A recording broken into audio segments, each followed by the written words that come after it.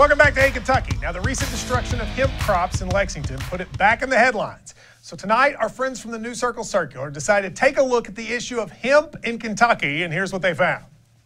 Hemp. It's a controversial new crop that's being grown right here in Kentucky. Controversial because it's identical to marijuana, minus all the stuff that makes marijuana illegal. It's a versatile crop with exciting possibilities. So versatile, in fact, that many have called it a gateway crop.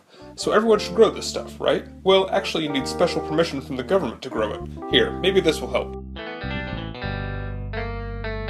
Oh, I'm just a plant, yeah, an industrial plant. And if you wanna grow me, you probably can't. Because hemp is seen as a drug. Like an antibiotic? Nope, I'm a Schedule 1 narcotic, which is pretty idiotic. Don't you think it's pretty insane to think I'm worse than cocaine? I don't go in your nose or your veins, I'm a plant.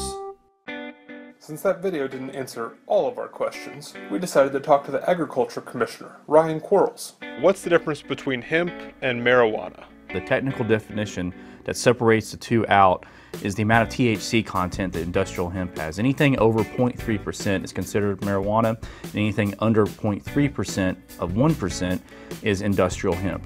So industrial hemp can't get you high, is that correct? No.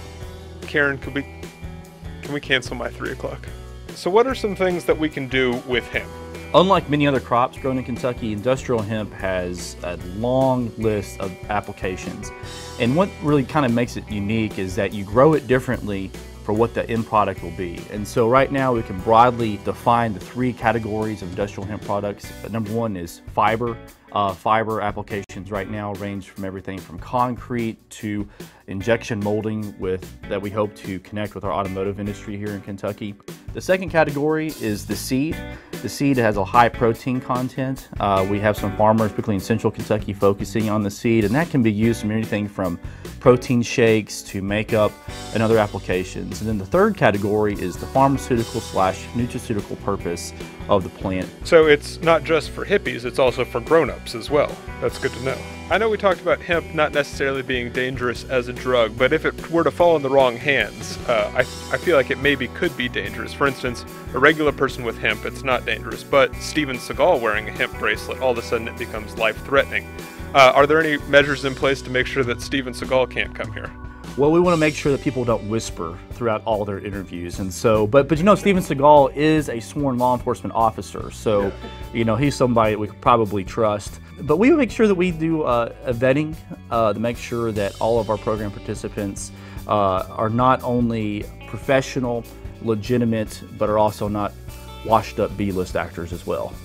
What are some of the benefits for our state specifically if everyone in the state were able to grow hemp without some of the restrictions that are in place now? I think the number 1 benefit is economic development. I grew up on a tobacco farm like countless other Kentuckians, and although industrial hemp is not a replacement for tobacco, it does give farmers another alternative crop to explore. Can hemp be grown in just fields outside, or does it have to be grown in dorm room closets?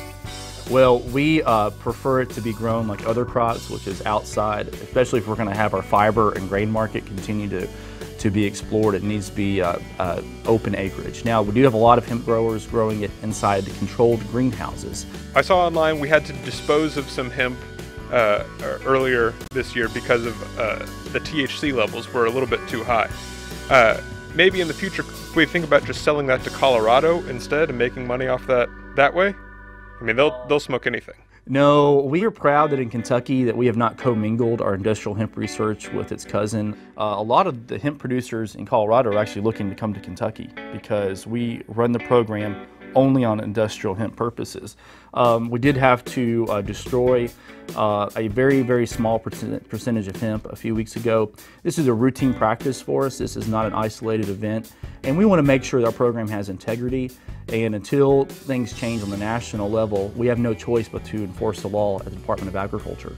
While hemp growing sounds complicated, Kentucky farmers aren't scared of the challenge it brings. And we are leading the way in research of one of the most versatile crops with a very wide range of uses. Who knows, maybe one day farmers in Kentucky will grow more hemp than they do coal.